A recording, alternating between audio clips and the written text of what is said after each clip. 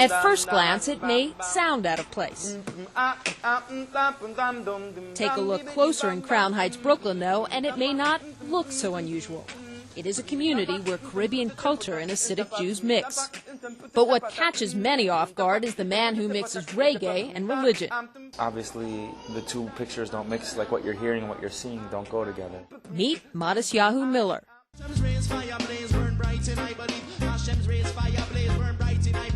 At 26, he makes his living as a reggae artist and lives the life of a devout Hasidic Jew. If people hear about it first, so they expect it's like a spoof or a joke, because that would be the only way you could imagine it. You know, like two opposite things is like coming together is like comedy. But Matisyahu is very serious. Every Friday at sundown, he observes the Sabbath and won't perform until it ends late Saturday. The seriousness he gives to religion, he also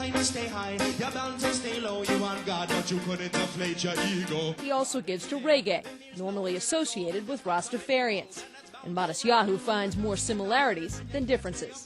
In some ways it's similar in the fact that I think both probably like Rastafarians and Hasidim are kind of like going against the mainstream a little bit, and both focused on spirituality, on an inner kind of life to the universe. Going against the mainstream has always been in Matisyahu's nature.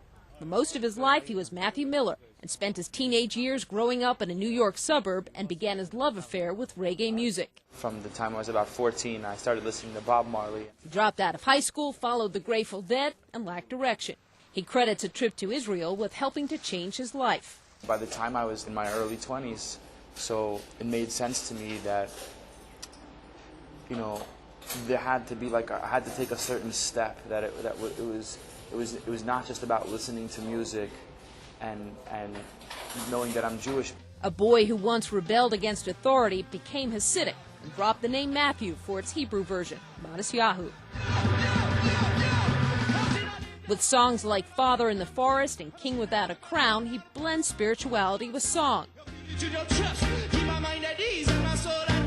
He says when he looks into the crowd when he sings and sees what he describes as hippies and Rastafarians, he sees a bit of himself.